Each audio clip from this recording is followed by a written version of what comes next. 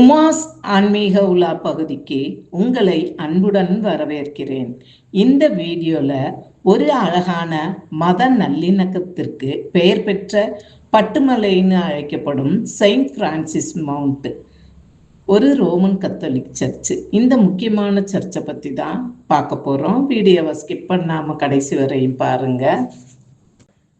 Kottayam railway ஸ்டேஷன்ல இருந்து 17 kilometre தூரம் கோட்டயம் மாவட்டத்தில் இருக்கிற குருவில்லாடு என்கிற இடத்துல வாகமன்ல இருந்து பட்டுமலை செல்லக்கூடிய இடத்துல இருக்குது. இது சகோதரர் ஜோசப் அல்மேடா என்பவரால் இந்த சர்ச்சு நிறுவப்பட்டு மேம்படுத்தப்பட்டது.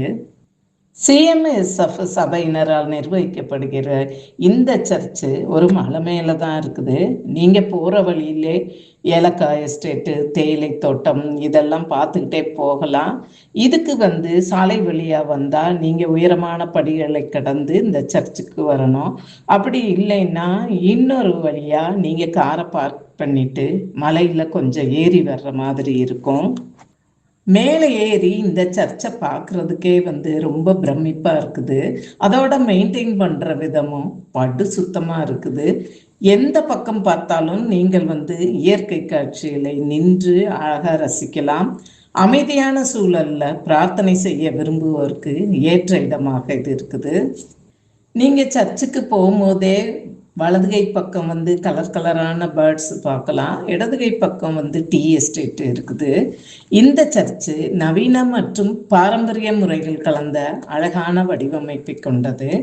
இது முழுக்க முழுக்க கிரானைட் கற்களால் ஆனது.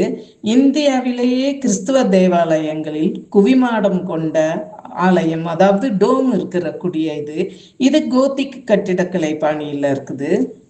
இந்த கோத்திக் கட்டடக்கலை 12ஆம் நூற்றாண்டின் நடுப்பகுதியில் ஆரம்பிச்சு 16ஆம் நூற்றாண்டு வரை பிரான்ஸ்ல ஆரம்பிச்சுட்டு அதுக்கப்புறம் இங்கிலாந்து, ஜெர்மனி, இத்தாலி, ஸ்பெயின் போன்ற ஐரோப்பிய நாடுகளுக்கும் பரவியது. இது ஒரு தனித்துவமான கட்டடக்கலையாகும். இது முக்கியமான சர்ச்சுகள், பேராலயங்கள் மற்றும் பெரிய பெரிய அரண்மனைகளுடைய வடிவமைப்பில் இந்த கோத்திக் கலை பயன்படுத்தப்பட்டது. மேற்கூரையை தாங்கும் கூர்மையான வளைவுகள், உயரமான சுவர்களுக்கு முட்டு கொடுக்கறதுக்காக சுவருக்கு வெளியே கட்டப்படும் தாங்கு அமைப்புகள் இதுல இருக்குது. இந்த சர்ச்சோட தூண்கள் ரொம்ப உயரமா இருக்கும். அண்ணாந்து தான் நீங்க பார்க்கணும். பார்க்கும் போதே ரொம்ப பிரமிப்பாகவும் பிரம்மாண்டமாகவும் இருக்குது. அந்த காலத்துல கட்டடத்துக்குள்ள அதிக வெளிச்சம் வர்றதுக்காக மத செய்திகளை படங்களாக காட்டவும் ஒரு ஸ்டெயின்டு கிளாஸ் ஆர்ட்டை யூஸ் பண்ணியிருக்காங்க. இதுல கட்டடம் தான் இவ்வளோ பிரம்மாண்டமா இருக்குன்னு சொன்னாலுமே சிற்பங்கள், ஓவியங்கள், கண்ணாடி ஓவியங்கள் இதுல எல்லாம் சர்ச்சுக்குள்ள பார்த்தா ரொம்ப அழகா இருந்தது. இந்த கோத்திக் ஆர்கிடெக்சர்னாலே பிரம்மாண்டம்னு தான் அர்த்தம் போல. ஏன்னா 2 ஃபேமஸான சர்ச் இதுல இருக்குது. பாரிஸ்ல இருக்கிற நோட்ரே டாம் சர்ச்சும், அதுக்கப்புறம் ஜெர்மனியில உள்ள கொலோன் கத்தீட்ரல், அதுவும் ரொம்ப ஃபேமஸா இருக்கு.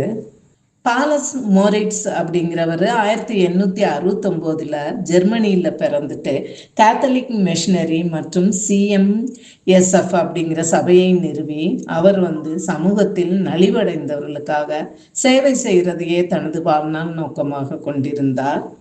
1901 தான் முதல்ல மும்பையில இதை ஸ்டார்ட் பண்ணாரு. சமூகத்தில் பின்தங்கிய மக்களுக்கு கல்வி கிடைக்கிறதுக்கும் வாழ்க்கை தரத்தை உயர்த்துறதும் தான் இவரது நோக்கமாக இருந்தது. பாலஸ் மோரிட்ஸ் ஜெர்மனியிலிருந்து இந்தியா ஏழை மக்களுக்கே தன் வாழ்க்கையை அர்ப்பணித்த மாமனிதர்.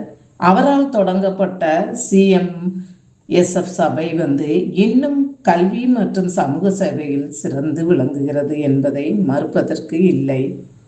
நீ ஏழைகளை கவனித்துக் கொள்ளும் வரை கடவுள் உன்னை கவனித்துக் கொள்ளுவார் என்பதே இவருடைய தாரக மந்திரம். நீங்க இந்த மெடிடேஷன் ஹால்ல நுழைஞ்சீங்கன்னா அமைதியா நுழைஞ்சிட்டு நாமும் தியானம் பண்ணிட்டு வெளியே வரலாம்.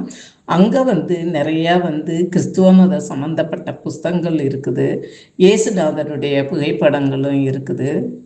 ஒரு சிறிய குகை மாதிரியான அமைப்புல மேரி மாதா சிலை இருக்குது. அங்கேயும் போய் நம்ம வணங்கிட்டு வரலாம். அதுக்கு முன்னாடி ஒரு பிரார்த்தனை மரம் இருக்கு. நிறைய மணிகளோட சேர்ந்த சிலுவை எல்லாருமே அங்க செலுத்துறாங்க, பிரார்த்தனை வேண்டிக்கிறாங்க நிறைய. பிரிட்டிஷ், பிரெஞ்சு, போர்ச்சுகீசியர்களின் வருகைக்கு பிறகுதான் இந்தியாவில் பல தேவாலயங்களும் பொது கட்டடங்களும் அரண்மனைகளும் இந்த பாணியில் கட்டப்பட்டுள்ளன.